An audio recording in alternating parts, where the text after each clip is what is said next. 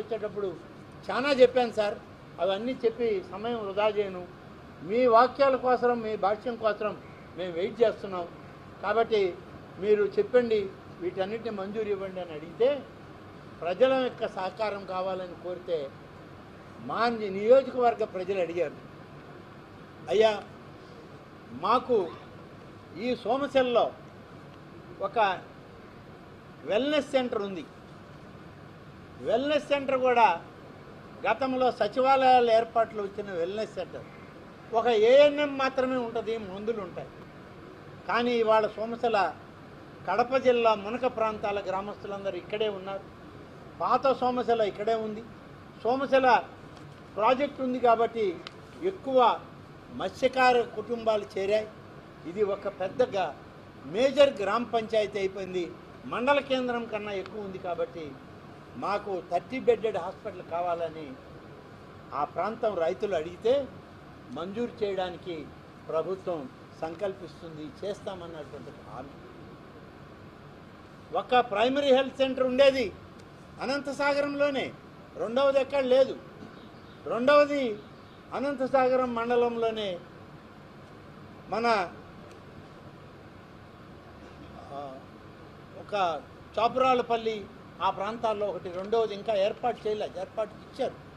కానీ ఇవాళ ఒక 30 బెడ్డెడ్ హాస్పిటల్ ఇస్తే ప్రాజెక్టులో ఉన్న వాళ్ళకి, గ్రామస్తులకి, ముంపు గ్రామాల ప్రజలకి బాగుంటుందంటే దానికి ఆమోదం ఇవ్వడం.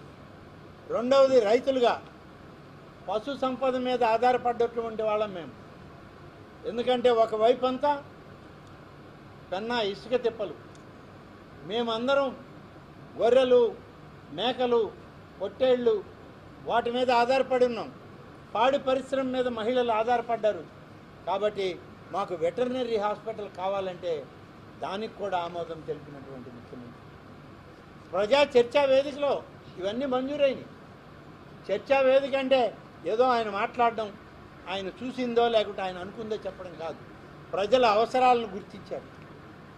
మరొకరు వచ్చి మా ప్రాంతం టూరిజం కేంద్రం అయితే ఈ ప్రాంతంలో ఎక్కువ ఎంప్లాయ్మెంట్ వస్తుంది, ఎక్కువ మంది యువతకు ప్రాధాన్యత వస్తుంది అని అంటే, ఆల్రెడీ దాంట్లో ఉన్నటువంటి కేంద్ర ప్రభుత్వం గతంలోనే ఏర్పాటు చేసిన టూరిజం ప్యాకేజీని మరింత అభివృద్ధి చేయడానికి కలెక్టర్కి ఆదేశాలు ఇచ్చారు. టూరిజం ప్యాకేజీని టూరిజం అధికారులను పంపిస్తాం, ఒక మంచి టూరిజం ప్యాకేజీని తయారు చేయండి. Forest department, tourism department, irrigation department మూడింటితో కలిపి. ఇరిగేషన్ ఎందుకంటే వరద ప్రవాహాన్ని అంచనా వేయాలి, నీటిని అంచనా వేసుకుంటూ అక్కడ టూరిజం డెవలప్మెంట్ జరగాలి. ఫారెస్ట్ అంటే ఉన్నటువంటి ప్రాంతం అంతా అటవీ ప్రాంతం, అందులో టైగర్ జోన్లోకి వచ్చేసింది. ఇప్పుడు ఇంతకుముందు కేవలం రిజర్వ్ ఫారెస్ట్ ఉండేది, ఇప్పుడు టూరిజంలో మరి వైల్డ్ లైఫ్ శాంక్చురీ అయిపోయింది. వైల్డ్ లైఫ్ శాంక్చురీ అయినప్పుడు ఫారెస్ట్ యొక్క అనుమతులు కావాలి. అందుకని టూరిజం ప్యాకేజీలో ఫారెస్టు, వైల్డ్ లైఫ్, అలాగే ఇరిగేషను వీళ్ళందరినీ కలిపి 3 శాఖలతో సమన్వయంతో ఒక ప్రాజెక్ట్ తయారు చేయండి.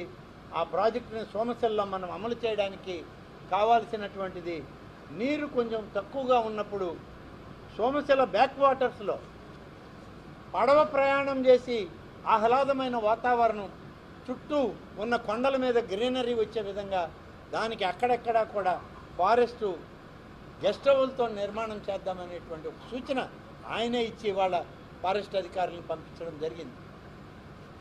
నేను అడిగాను ఫారెస్ట్ డిపార్ట్మెంట్, ఈ జిల్లా ఫారెస్ట్ అధికారులు, ఏమో ముఖ్యమంత్రి గారు వచ్చి ఫారెస్ట్ గురించి అడిగి, అలాగే టూరిజం గురించి మాట్లాడితే మీరంతా ఎక్కడ పోయారంటే ఫారెస్ట్ అధికారులు మాత్రం ఉన్నారు, మొన్న టూరిజం అధికారులు లేరు. కలెక్టర్కి ఇప్పుడు దాని గురించి చెప్పి వాళ్ళని పోయి కలెక్టర్నే కలవమని చెప్పి పంపించాను. అంటే ఒక ఆలోచన, ఒక విజన్ ఉన్నటువంటి నాయకుడు రాష్ట్రానికి ముఖ్యమంత్రి ఒక ప్రాంతానికి వెళ్ళినప్పుడు ఆ ప్రాంత పరిసరాలని, పూర్వాపరాలను గమనించే ఏ ప్రాజెక్టు పెడితే ఇక్కడ అవసరాలు తీరుతాయి, యువతకు ఉపాధి వస్తుందని ఆలోచన చేసి టూరిజం డెవలప్ చేయండి అని చెప్పి సలహా ఇచ్చి, సూచనలు ఇచ్చి, ప్రాజెక్ట్ రిపోర్ట్ వెంటనే ప్రభుత్వానికి ఇవ్వండి అని చెప్పి ఆదేశాలు ఇచ్చినటువంటి ముఖ్యమంత్రిగా చంద్రబాబు నాయుడు గారు ఇవాళ మనకి నిలబడ్డారు అని చెప్పి చెప్పాల్సిన అవసరం ఉంది. కాబట్టి అడిగినటువంటి ఎకో టూరిజం ప్రాజెక్టులు, వెటర్నరీ హాస్పిటలు, హెల్త్ కింద 30 బెడెడ్ హాస్పిటలు, వీటన్నిటితోటి అంత పెద్ద రిజర్వాయర్ ఉన్న త్రాగునీటికి ఇబ్బందిగా ఉంది. హిల్ కాలనీకి నీళ్లు ఎక్కడం లేదు, మా దగ్గర కొన్ని ప్రాజెక్టులు ఉన్నాయి, ఇవి పనిచేయట్లేదని అంటే జలజీవన్ మిషన్లో ఇవాళ ముఖ్యమంత్రి గారు కొత్త ప్రాజెక్టులు తీసుకొని హిల్ కాలనీకి కూడా మంచినీరు ఇచ్చే విధంగా ప్రాజెక్ట్ తయారు చేసి పంపండి, మంజూరు ఇస్తామని చెప్పి ఆయన చెప్పడం జరిగింది. కాబట్టి ఒక ఆలోచన కలిగిన ముఖ్యమంత్రిగా నిన్న చెప్పకుండా, అధికారులకు కూడా సమాచారం లేదు, మాకెవరికీ సమాచారం లేదు, లేకుండానే వస్తున్నా మేమందరం ఒకరికొకరం సమాచారం అందించుకొని అక్కడికి వచ్చి మేము కూడా ఉండి ఆయన యొక్క పర్యటనలో భాగమై ఆ ప్రాంత అవసరాలే కాదు, నెల్లూరు జిల్లా రైతాంగం యొక్క అవసరాలు తీర్చే సోమశల ప్రాజెక్టు యొక్క అవసరాన్ని కూడా ముఖ్యమంత్రి గారు పనులు చేపట్టి ఆ పనులను త్వరితగతిన పూర్తి